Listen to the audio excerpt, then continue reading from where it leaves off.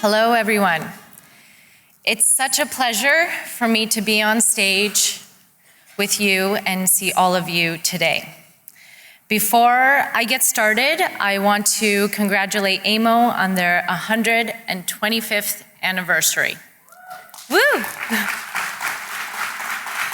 That's 125 years of building strong, thriving communities across our province. That is a remarkable achievement that you should all be very proud of. Can you believe that Ontario's population was just over 2 million when AMO's first meeting was held in Hamilton in 1899? Today, we're around 16 million. And in a little over 2 decades, Ontario's population is expected to rise to over 21 million.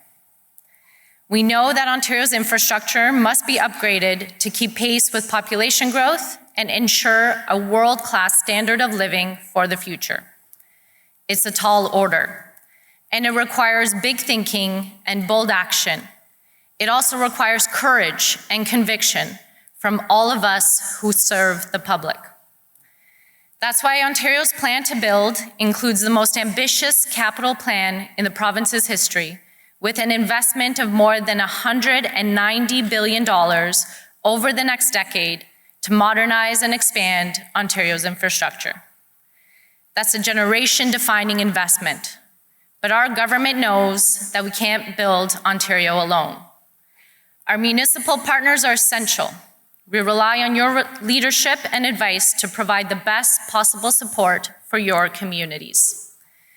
That's why being able to speak with you today is so important to me.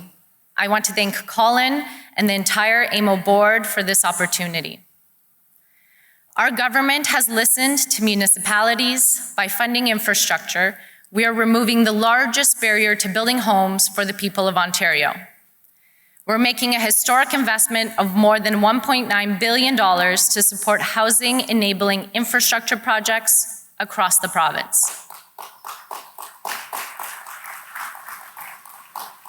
It was with great pleasure that I joined Premier Ford in Mississauga earlier this month to announce an investment of $970 million through the Housing Enabling Water Systems Fund. This ambitious fund lets us work with you to put shovels in the ground sooner and unlock the housing Ontario needs. The funding will support projects enabling the construction of 511,000 new housing units across 60 municipalities. And this is a very important note. $456 million of these dollars were allocated to small, rural, and northern communities. That 511,000 homes is more than a third of our government's 2031 goal. But ultimately, it's the results on the local level that count the most. In Peel Region alone, this funding is helping to deliver nearly 47,000 new homes. We'll be hearing more from municipalities all over Ontario as they announce their projects in weeks to come. And by the way, here, I need to thank Guelph's incredible mayor, Cam Guthrie. His advocacy has been instrumental in this work, and he's doing an amazing job. Guelph is receiving over $2 million for this infrastructure to support nearly 2,000 new homes. I know Cam is going to do great things in his community. In response to the high demand for this program, we have invested an additional $250 million to launch a second intake. My ministry has been accepting new applications since August 14th and will do so until November 1st. I encourage all eligible municipalities to apply. Let's push ourselves to build more than 511,000 homes. I'd also like to announce that we will be launching the Housing Enabling Core Servicing Intake, which represents an investment of $400 million that will allow municipalities to apply for funding to build, maintain, and repair roads and bridges, as well as any other work needed to unlock lands for redevelopment. And of that $400 million investment, we're allocating $120 million specifically for projects in small, rural, and northern municipalities. I'm pretty excited about it too.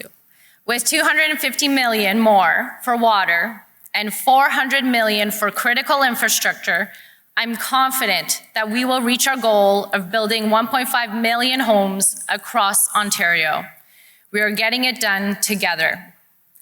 As we work together to achieve these goals, we recognize that both municipalities and the province face challenges like inflation, supply chain issues, and labor shortages, issues beyond our control. That's why we are working with Infrastructure Ontario to adapt how we deliver our largest P3 projects so that we can stay on track and build hospitals, public transit, highways, long-term care homes, and schools across Ontario. Increasingly, this includes progressive procurement strategies, a more collaborative approach between parties to build very important projects like the Peter Gilgan Mississauga Hospital and the Ottawa Hospital Civic Campus redevelopment project. We're also exploring the use of innovative technologies like digital twins. A digital twin is a 3D virtual map of a current or planned infrastructure project. As an example, let's imagine that you're a construction worker on site.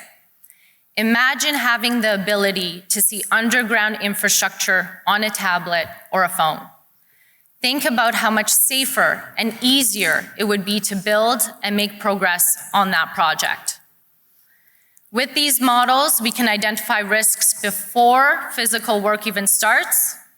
This technology is already being used in the UK, and our government is studying these applications very closely. Infrastructure Ontario, my ministry, are exploring digital twins on 3 complex infrastructure projects: the Eglinton Crosstown West Extension, the Peter Gilgan Mississauga Hospital redevelopment, and my favorite project, the Ontario Place redevelopment project. I look forward to seeing the lessons learned and collaborating with municipalities on strategies for the future. And it is my hope that in the coming months, we will be implementing digital twin technology to build Ontario together. Before I go, I want to thank you again for the opportunity to speak today. Our government stands ready to help you deliver the critical infrastructure needed in your communities. We are in your corner. It's by working together that we will lay the foundation for a stronger Ontario and create prosperity for generations to come. We should all be proud. Our water program is the most aggressive and effective housing policy in the country. Let's get the job done together. Thank you.